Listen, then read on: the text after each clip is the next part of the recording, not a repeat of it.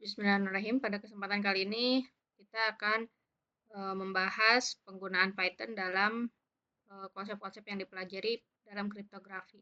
Ya, untuk khususnya untuk mulai dari semester ini yang akan mengampu praktikum gitu ya, atau sebenarnya bukan sebenarnya ini kan masih dalam satu bagian perkuliahan ya, hanya saja kalau di jadwalnya dibuat terpisah gitu ya. Jadi sebenarnya masih dalam satu kesatuan dari perkuliahan kriptografi, hanya memang dibuat terpisah. Jadi pengampunya masih saya karena terkait dengan kebijakan yang baru yang diambil oleh prodi untuk praktikum khusus mata kuliah kriptografi, dan juga ada beberapa mata kuliah lain yang memang diampuni oleh dosen yang bersangkutan. Apabila kalian sudah mempunyai file materi ini gitu ya dari Aslab sebelumnya, ataupun kalian sudah punya modul, silahkan digunakan karena masih bersumber dari sumber tersebut ya. Jadi slide-nya masih sama, modulnya juga masih sama. Yang berbeda mungkin hanya sekedar yang menjelaskannya untuk kali ini adalah saya sendiri.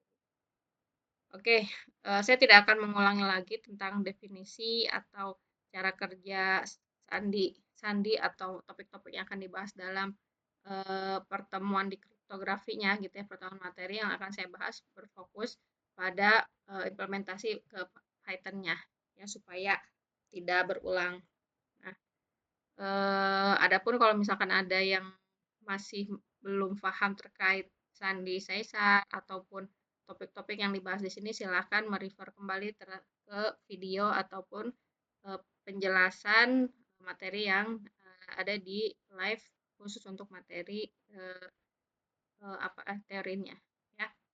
Nah, untuk di sini gitu ya, saya juga tidak akan menjelaskan alur dari awalnya seperti apa karena kalian sudah di tingkat atau di semester 7 gitu ya, yang seharusnya sudah memiliki bekal yang cukup di khususnya dalam yang terkait dengan Python. Jadi di sini saya akan menjelaskan hal-hal yang mungkin apa ya, bersesuaian dengan apa yang kita bahas gitu ya.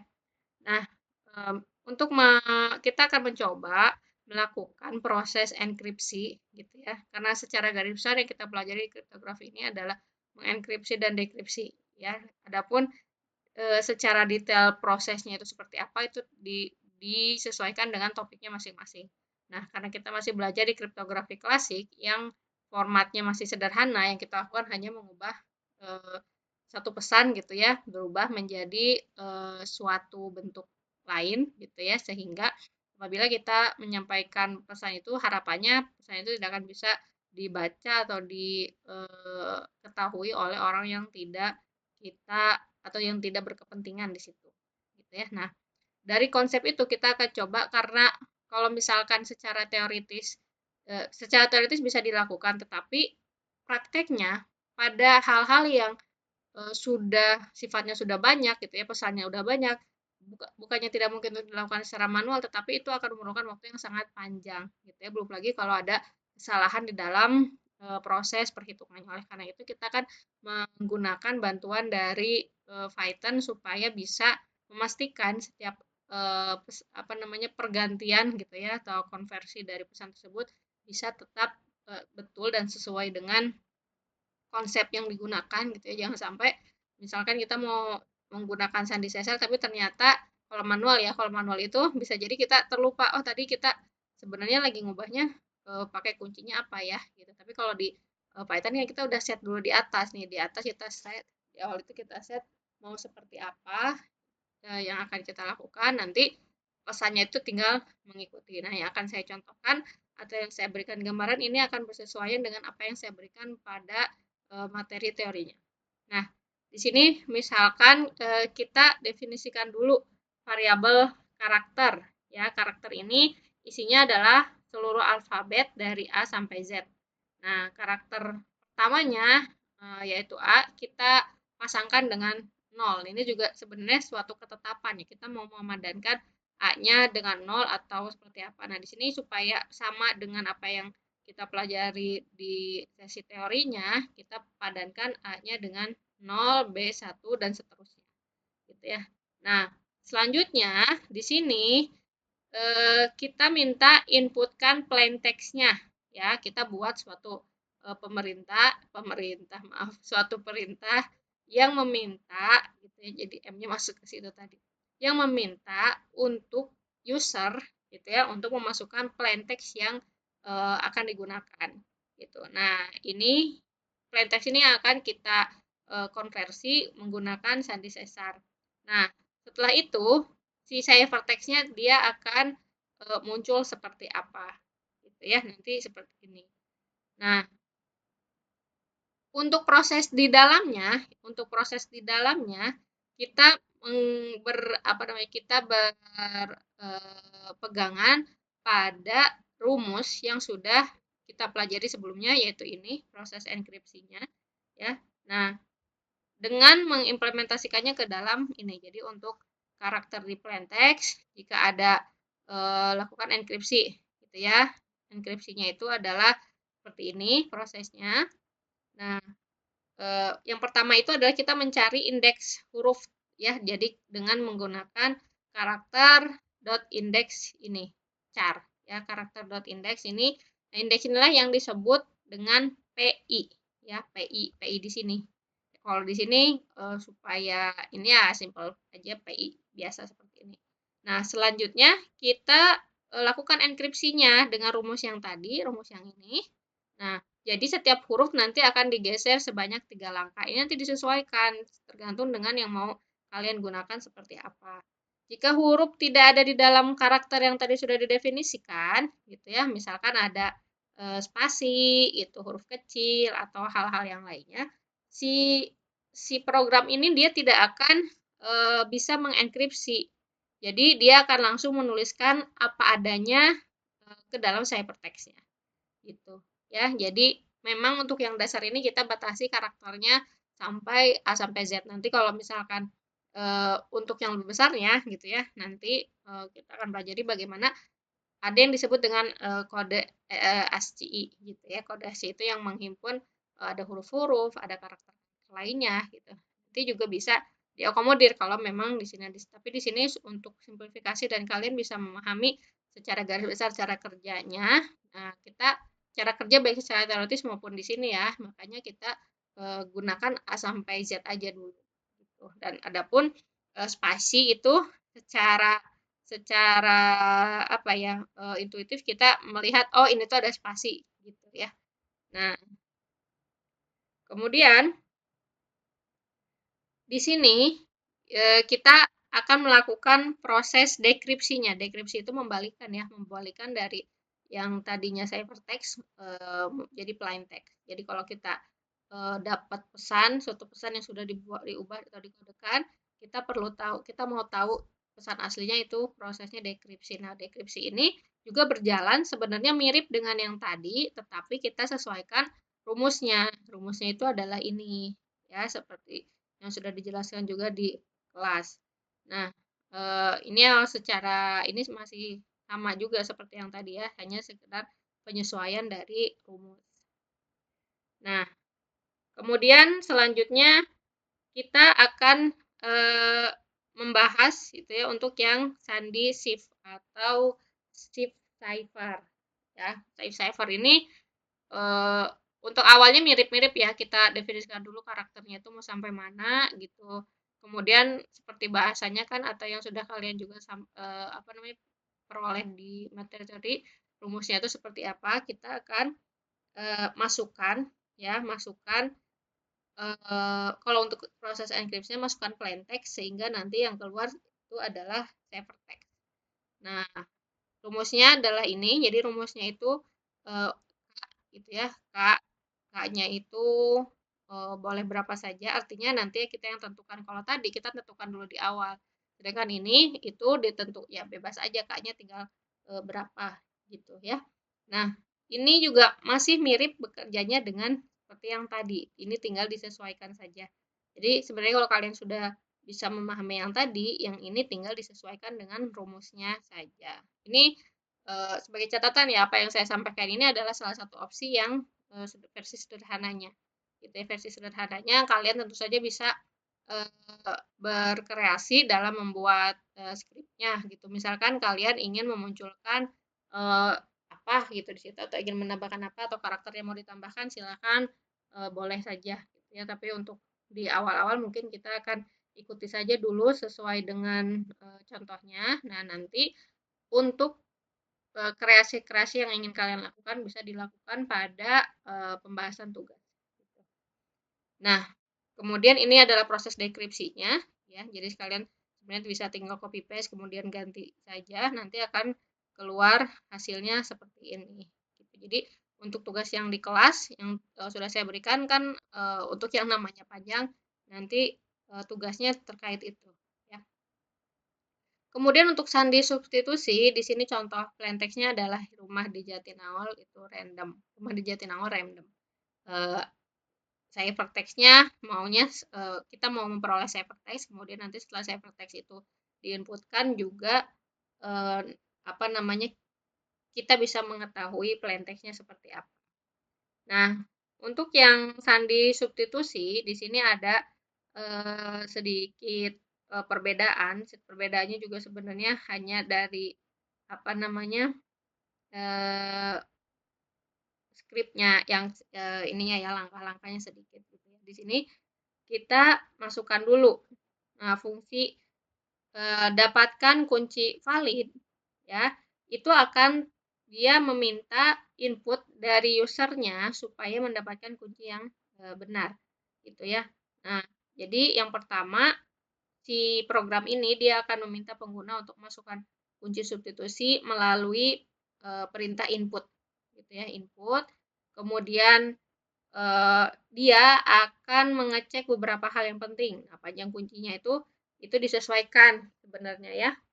Di sini kan ditetapkan sebagaimana di tadi kita tetapkan jumlah kuncinya itu adalah 26, kemudian harus unik. Nah, mengetahui atau memeriksa keunikannya itu dengan menggunakan fungsi atau perintah len set kunci gitu ya yang ini. Kemudian semua hurufnya itu kapital. Nah, ini sesuai dengan ketentuan di sini catatannya. Semua hurufnya tuh kapital, jadi untuk yang lain di exclude. Nah, apabila tidak sesuai, maka dia akan mengeluarkan notifikasi bahwa kuncinya salah. Ya, jadi seperti itu. Ini adalah untuk batasannya, batasan di awalnya. Mungkin sedikit tentang perintah ini gitu ya, len set kunci. Saya mungkin kalian ada yang udah familiar gitu ya, atau mungkin ada yang lupa. Nah, ini sedikit saja. Jadi untuk setnya sendiri, fungsi set ini dia digunakan untuk membuat himpunan dari suatu list atau string. Ya, jadi dibuat sesuai namanya sih sebenarnya kan di sini kita bisa kalau kita bisa memahami rata-rata perintah itu gitu ya itu sesuai atau merepresentasikan representasi dari namanya atau katanya gitu. Kemudian himpunan set itu dia akan secara otomatis menghapus elemen duplikat sebagaimana definisi dari himpunan itu sendiri. Di himpunan kan tidak ada duplikasi, artinya kalau misalkan saya punya AA dalam suatu himpunan maka dia dihitung ya udah satu aja gitu ya. Nah, kecuali mungkin untuk himpunan-himpunan tertentu ya, itu nanti pembahasannya lain lagi. Nah, di sini kemudian kita bisa melihat gitu ya, ada fungsi len juga. Nah, len itu sebenarnya semacam built-in fungsi-fungsi yang sudah ada di dalam gitu ya, built-in function di Python yang digunakan untuk menghitung panjang atau jumlah elemen dari suatu objek. Ini objeknya bisa string, bisa list, bisa tuple gitu ya, atau set sendiri. Itu ya untuk yang lebih jauhnya saya tidak akan bahas lebih dalam lagi. Nanti kalau memang perlu dibahas, nanti silakan kita akan bahas di sesi yang lain. Nah, jadi intinya itu ya, fungsinya itu adalah untuk mengunci. Oke. Nah, ini adalah hasil runningan yang tadi ya, setelah di-run. Nanti seperti ini adalah contoh-contoh yang pada saat kita masukkan, kalian nanti coba saja. Kalau dimasukkan kuncinya seperti ini, gitu, dia akan keluar seperti ini. Ya, silakan dicoba. Nah, ini kita ke proses enkripsi dari substitution cipher. Ini juga mirip, masih mirip gitu ya dengan yang tadi, yang awal gitu. Kalian bisa lihat ini secara garis besar ini hanya saja di sini kita, menyesuaikan dengan apa yang, diminta atau requirement dari definisi sandi substitusi. Di sini kita menggunakan, eee, ini misalkan ya, ada perintah dictionary zip karakter kunci. Artinya kita itu akan memasangkan karakter dan kuncinya serta membuatnya dalam bentuk kamus atau dictionary. Saat dipanggil menggunakan .get, maka dia akan menghasilkan kunci dari karakter tersebut. Gitu. Ini contohnya seperti ini. Nanti silakan dicoba gitu ya. Kemudian ini untuk proses dekripsinya juga kunci yang sama dimasukkan dengan kunci pada enkripsi ya. Ini sudah suatu hal yang kita pahami gitu ya apalagi dari bahwa yang dikasih sama yang diterima atau kuncinya itu harus sama pada proses enkripsi dan dekripsi. Gitu. Adapun nanti ada modifikasi, kalian akan belajar di modern kriptografi.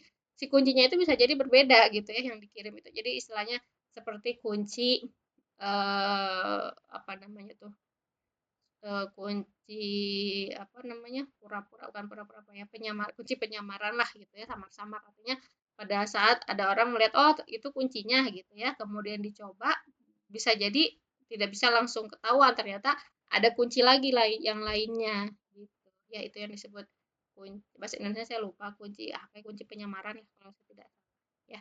Tapi nanti kita akan bahas itu di materi yang di depan yang akan datang. Nah, itu adalah sandi substitusi. Kemudian ke sandi affine atau affin lah. Kita bahasanya sandi affin aja ya. Sandi affin atau affine cipher itu rumusnya juga sudah kita pelajari. Nah, prosesnya masih serupa itu ya. Kita definisikan dulu si karakternya itu ada 26. Kemudian untuk inputan nilai A dan B-nya, kita masukkan nilainya itu harus relatif prima. Ini berdasarkan syarat ya, syarat yang diminta oleh sandi affin. Itu harus relatif prima dengan 26. Kalau ada yang lupa apa itu definisi relatif prima, silakan dipelajari kembali gitu ya. Nah, kemudian nilai yang A tadi kan harus relatif prima dengan 26, sedangkan kalau yang B itu boleh berapa aja asal ditentang yang tadi padanan hurufnya. Padanan hurufnya itu dari 0 sampai 25. Gitu. Ini juga saya ulangi kembali, yang angka 0 sampai 25 itu sebenarnya kita kan membahas padanan dari huruf itu dalam bilangan bulat modulo atau Zn. Artinya kita bisa saja memadankan si nolnya nggak include gitu. Kita jadikan A-nya 1 tapi ujungnya jadi 27. Bisa aja asal kita tetapkan gitu. Nanti disesuaikan hanya saja supaya memang betul-betul berpadanan dengan Zn. Di Zn itu kan ada elemen nolnya tuh. Nolnya artinya kita mulai startnya itu dari 0, enggak dari 1. Gitu ya. Nah, kemudian yang secara garis besarnya juga ini masih sama alurnya dengan yang tadi, berbeda di rumusnya saja. Kemudian untuk proses enkripsinya ini memasukkan rumus dari sandi affin ya ke sini gitu. Nanti yang lainnya masih serupa. Artinya pada proses enkripsi yang kita minta adalah plain text-nya gitu ya. Pada proses dekripsi yang kita minta atau inputannya itu adalah apa namanya, ciphertext gitu ya.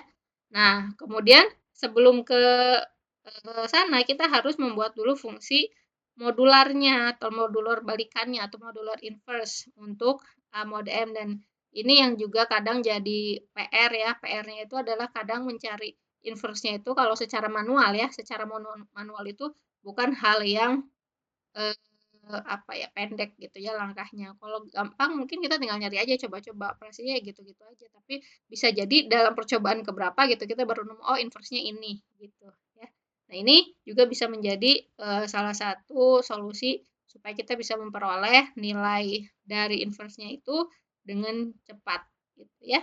Nah, tetapi tetap saja kalian harus bisa memahami bagaimana cara mencari modulo tersebut atau inverse modular tersebut dengan secara manual, baru kalian boleh menggunakan ini, gitu ya. Karena nanti yang akan ditanya adalah bukan berapa hasil dari inversion, tapi mengapa dia mengeluarkan hasilnya seperti itu. Jadi kalian yang harus kalian tanamkan itu adalah bukan hasilnya berapa, tapi kenapa hasilnya itu. Gitu. Itu yang akan menggali pemahaman kalian lebih jauh, gitu ya, karena akan berbeda pada saat seseorang itu hanya sebagai pengguna dari Python atau memang dia memahami konsep dan menggunakan Python hanya sebagai alat bantu untuk perhitungan. Karena kalau dihitung secara manual, itu akan memerlukan waktu yang bisa jadi lama, gitu ya. Belum lagi kalau ada human error dan sebagainya. Gitu. Human error ini bukan dalam arti yang tidak paham. Human error itu salah ngitung ya. Berbeda antara salah ngitung dengan tidak paham. Kalau tidak paham itu salahnya fatal. Tapi kalau salah ngitung, misalkan 1 dikurang 2 jadi 1, sebenarnya itu bisa dilihat sebagai satu, oh dia kayaknya mungkin maksudnya -1 ini, tapi ketulisnya 1 gitu. Nah, seperti itu. Nah, ini adalah proses untuk yang deskripsinya ya. Ini juga menggunakan rumus deskripsi yang ini ya. Modular. Jadi modular yang tadi kita cari itu akan digunakan di sini. Nah, ini kemudian kita ke sandi permutasi atau permutation cipher. Ini contohnya ya, contohnya. Ingat kembali bahwa di permutasi kita menggunakan partisi-partisi. Partisi-partisinya itu disesuaikan dengan ketetapan atau perjanjian kita dengan orang yang kita tuju. Misalkannya kalau prosesnya itu adalah saling mengirim pesan. Nah, di sini contohnya M-nya 6. Gitu. Nah, proses enkripsinya seperti ini ya. Kalian bisa lihat ini juga masih mirip-mirip dengan yang tadi. Nah, hanya ada sedikit penyesuaian saja untuk apa namanya? Di bagian yang ininya gitu ya. Nah, kalau langkahnya kita sama ya. Kita pertama ngambil plain text gitu ya, minta si user masukin plain text-nya seperti apa. Kemudian nanti si user itu akan memasukkan urutan permutasinya yang akan menjadi kunci gitu ya. Kemudian nanti ini disesuaikan dengan alur dari permutasi itu sendiri. Ini kita akan menghitung berapa banyak karakter yang perlu ditambahkan. Ini penambahannya rumusnya seperti ini. Dan di sini kita perlu kondisi tambah, artinya apabila jika penambahan karakter diperlukan atau jika penambahan diperlukan, maka tambahan karakter terakhir dari plain text itu ditambahkannya di akhir gitu ya. Penambahan itu kalau tidak even gitu atau misalkan udah dibagi-bagi ternyata ada sisanya nggak sama 4, nggak sama 4 berarti itu perlu ditambahkan gitu. Nah, ini juga serupa gitu ya. Nah, ini untuk yang pertama, kita tentukan dulu indeks yang pertama. Indeks pertama itu jumlah dikalikan panjang kunci. Jadi IDX 1 gitu ya. IDX 1 itu merupakan indeks urutan kunci. Sedangkan IDX yang 2, IDX 2 itu adalah indeks dari kunci yang diinputkan yang nantinya disesuaikan dengan indeks si Python-nya. Ya, ini dimulai dari 0. Kemudian enumerate untuk menyandingkan IDX 1 dan IDX 2. Nah, contohnya di sini kan 231 tadi ya. Nah, nanti hasilnya seperti ini. Nah, kalian bisa lihat ini kan panjang, walaupun panjang ini kalau pakai Python sebentar. Nah, tapi kita bisa lihat kalau untuk sandi permutasi sebenarnya dengan ini yang jadi salah satu kelemahan permutation cipher atau sandi permutasi adalah karena memang dia sekedar sesuai namanya ya permutasi ya digeser-geser gitu ya, diputar posisinya gitu, ditukar.